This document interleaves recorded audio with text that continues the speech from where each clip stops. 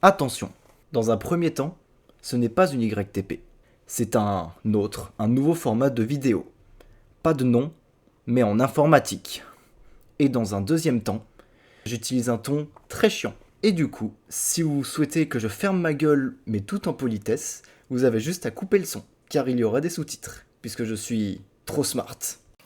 Bonjour, alors voilà, je me suis dit que j'allais monter un ordinateur aujourd'hui, avec mon appareil photo qui ne marche pas trop, et je me suis dit que j'allais utiliser une alimentation comme ça, voilà, de marque Aztec, qui fait 200 watts. C'est beaucoup 200 watts. Non, c'est pas trop. Et du coup, je commence à regarder un petit peu les trucs, vous voyez, ce qu'il y a comme câble, tout le bordel. Putain de focus de merde. Et en fait, je me rends compte qu'il y a un câble ATX 20 broches, qu'il y a 4 câbles Molex, mais rien de plus. Putain d'appareil photo de ta mère. Il n'y a pas de pin CPU. Donc je me suis dit, ça ne marchera pas. À moins que... Donc l'expérience d'aujourd'hui... Donc du coup aujourd'hui je me suis dit que j'allais tenter une expérience. Alimenter un PC sans pin CPU, ça fait quoi? Allez, c'est parti. Alors du coup, cet ordinateur sera alimenté par cette alimentation de merde de 200 watts. Les spécifications. Alors, ce PC possède un Intel Core 2 Duo E6600. Je vous laisse regarder sur internet les spécifications, mais je vous préviens, c'est pas ouf. Ensuite, il possède une carte graphique Nvidia GeForce 210. Il possède également appareil photo de merde, 2 Go de RAM, une petite barrette de 2 en DDR2, 667 MHz. Je trouve ça révolutionnaire. Et ensuite, il y aura un disque dur en satin. Et oui, en satin, les gars. C'est un truc de gros débile. En satin. Avec Windows XP à l'intérieur. Allez, c'est parti. Ah, et aussi, petite précision. Tout ça sera monté dans un boîtier de merde. Il ne possède même pas de bouton on. Faudra que je l'allume avec un tournevis. Comme en tant qu'énorme porte. Allez, c'est parti. Alors déjà, il y a un premier problème. Je me suis dit que j'allais mettre l'alimentation côté étiquette, parce que c'est logique. Et en fait, quand je regarde, les vis ne correspondent pas. Elles sont pas au bon endroit. Alors peut-être que j'ai mis l'alimentation à l'envers. On va vérifier ça tout de suite. En évitant de tout casser, ça serait mieux.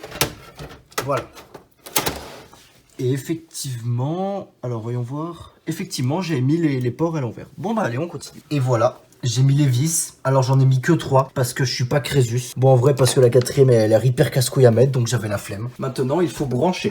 Allez on branche le câble ATX, si j'y arrive. Alors déjà est-ce qu'il y a assez long de câble? Je ne suis même pas sûr. Alors attendez je branche. Je vous préviens, putain c'est passé tout juste en longueur. Le câble, bon ça se voit pas là, mais vraiment le câble il est tendu là. Et qu'est-ce que j'ai d'autre à brancher? Ah bah voilà, ça y est, il est branché. Allez, on allume. Mais non, je plaisante. Faut déjà que je bouge ces putains de câbles Molex. Et qu'ensuite, je branche l'ordinateur en VGA. Et que je branche également une souris.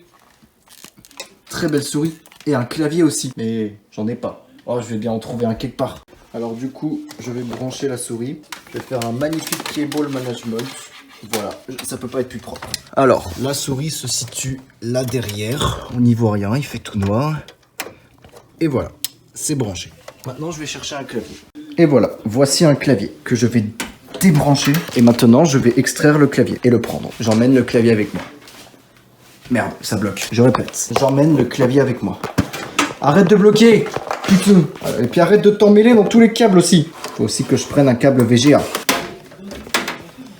Alors il faut que j'arrive à extraire ce putain de câble VGA. Et non pas EVGA comme la marque, lol. Ah, je suis hyper drôle. Ah, qu'est-ce qu'on s'amuse, putain. Alors, j'ai réussi à extraire le câble. Oh, et puis ils vont fermer leur gueule là-bas, ils me coupent la parole là, pendant que je suis en train de tourner la vidéo sur internet, là. Vidéo YouTube. Voilà, maintenant j'ai le câble VGA et le clavier. Maintenant, je vais balader ça avec moi.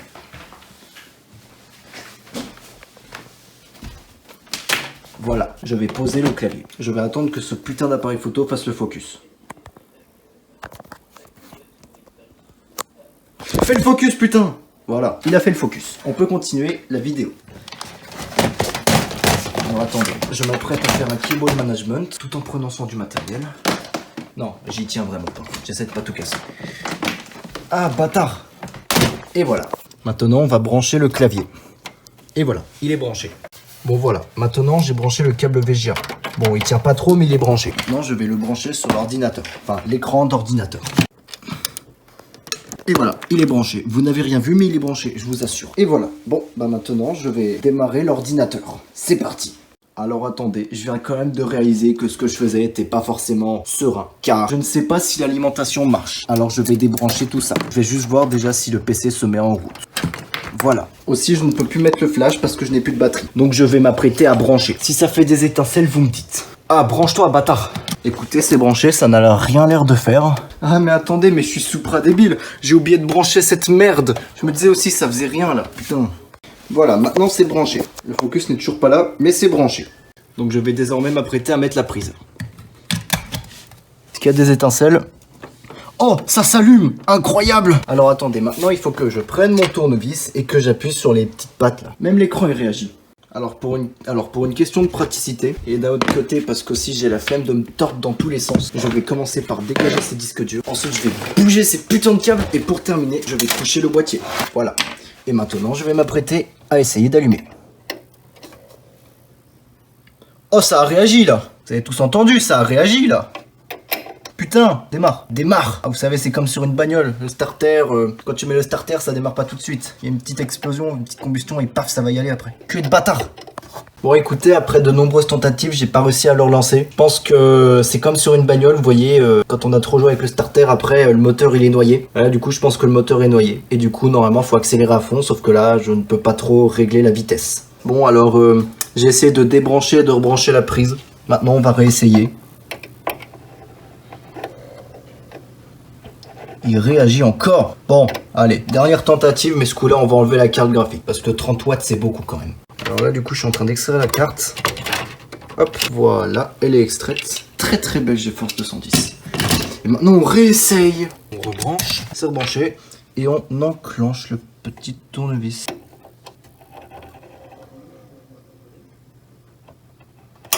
Bon bah voilà, ça marche pas, hein. Putain, tas de merde. Bon bah, je pense qu'on a la réponse à la question. On ne peut pas démarrer un ordinateur sans le pin CPU.